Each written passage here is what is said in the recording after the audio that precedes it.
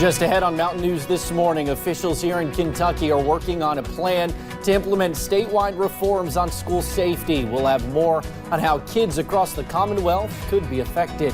Vice President Mike Pence is visiting the Bluegrass today. We'll tell you about his stops. Plus, a local man was picked from a pool of candidates from around the world for a life-changing opportunity, not only for himself, but for the community. Dedicated to Eastern and Southern Kentucky, this is WYMT Mountain News This Morning. Good morning. It is 5:29 on Friday, May the 3rd. I'm Will Puckett. Thank you for tuning into Mountain News this morning. Well, the rain today, the rain last night's making getting up today a little difficult. Brandon, we're going to see kind of a repeat episode today of what we saw yesterday in some parts, right? Well, I can't wait to take a nap later on. I tell you, it's been one of those busy weeks, and the rain just makes you feel sleepy all the time. So we're taking a look at the possibility, as Will said, for more of those showers and storms today. This morning, not a whole lot of activity just yet. We saw quite a bit of activity last night, and some folks lost their power briefly in some areas. I've heard a couple of people tell me that this morning. But you're looking all that off to our north and to our west this morning, back in the central and northern Kentucky. Visibility as one of our big issues this morning, some dense fog, so be careful as you head out the door. Temperatures in the 50s and 60s this morning, so kind of mild, a little cooler than it was, a little less muggy too. Average high 72 this time of year, still above that by about 6 degrees. 78's our forecast high. The record of 87 back in 2018. We almost tied the record yesterday at Jackson. 85 was what we got to. 87 was the record. I'll have the full forecast coming up here in just a few minutes. Will? All righty, Brandon, thank you. Well, officials here in Kentucky are working on a plan to implement statewide reforms on school safety. Earlier this year, lawmakers passed legislation with the purpose of making schools safer. This comes after deadly shootings across the nation, including one right here in Kentucky. Hillary Thornton has the latest.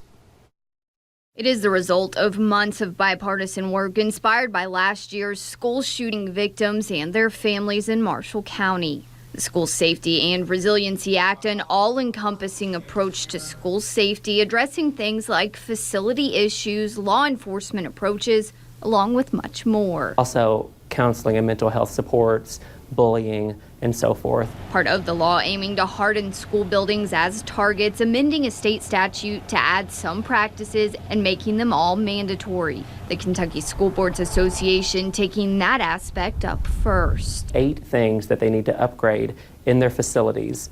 Either a practice, a certain procedure, or an upgrade to the hardware of the building. Schools required to implement these 8 things as soon as possible, but no later than July 1st, 2022. KSBA is sending out a survey this week for schools to assess their needs. The main entrance of every school needs to have an electronic locking system with an intercom and a camera.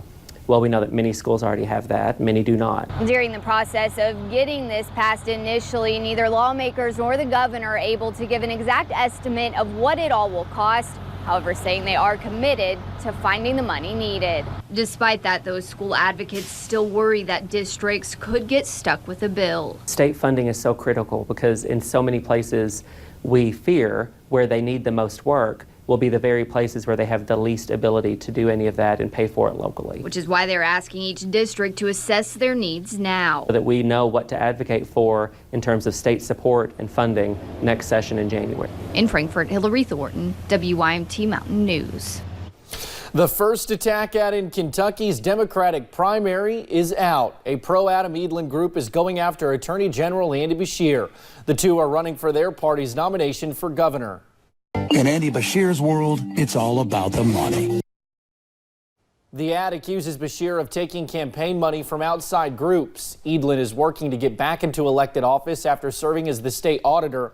Beshear has not made any specific attacks in the campaign so far against his Democratic competitors, but he has taken many swipes at Governor Matt Bevin. House Democrats want a briefing from Governor Bevin's staff on a pension bill expected to be brought up during a special session. The governor's team went over the bill, giving quasi-governmental agencies relief from rising pension costs with Republicans yesterday. The governor's staff talked with Democratic leadership, but did not meet with the entire caucus. Democratic leaders sent a letter to the governor yesterday asking for a full briefing for all House Democrats on Monday afternoon. And looking ahead to our primary election, Kentucky now has a record number of people registered to vote. That is according to the Secretary of State's office. Officials also say the state saw an overall increase in almost 19,000 voters. A total of 3.4 million Kentuckians are registered to vote in the upcoming primary election. That is less than 3 weeks away on May 21st. Vice President Mike Pence is visiting the Bluegrass today. Jeff Pendleton, the general manager at Hallway Feeds in Lexington, says the vice president will be there in the afternoon. He thinks Governor Bevin will attend as well. We do not yet know if it's going to be a roundtable style event or a campaign fundraiser. One local man is picked to be an Obama Fellow for the Obama Foundation. Hindman Settlement School's executive director, Brent Hutchinson, was one of the 20 civic leaders from around the world chosen, involving 10 other countries. The 20 were picked from nearly 5,000 others. He is in the second class of fellows in the foundation's history and says it is a huge opportunity for the area. We're being ill-defined, honestly, in American culture. We have a real chance to shape that narrative as we go forward in a way that really would not happen without the fellowship. And so it's a huge honor, and it's a privilege and something that I'll be really serious about the entire time. Hutchinson says this will also help highlight the Hindman Settlement School and open up plenty of opportunities for it.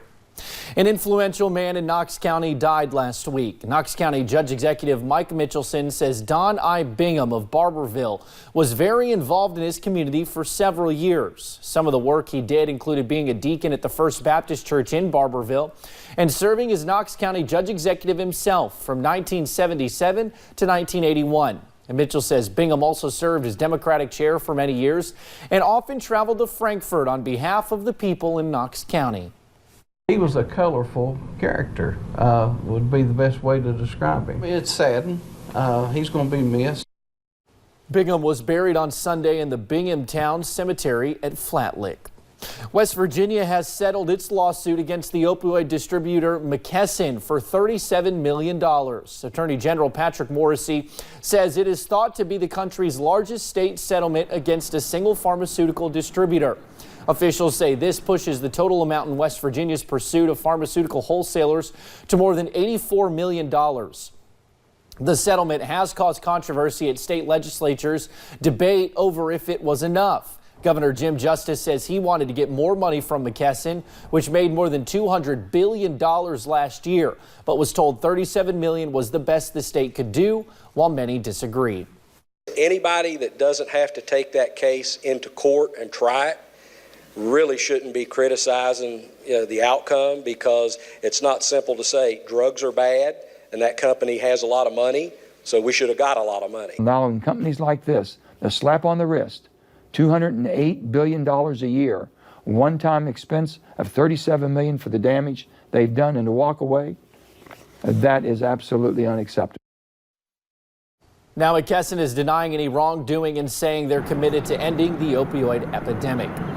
An incident in Pike County is raising the alarm for some parents. A 7th grader was waiting at a school bus stop Wednesday when an elderly man came up and asked the student if they wanted a ride.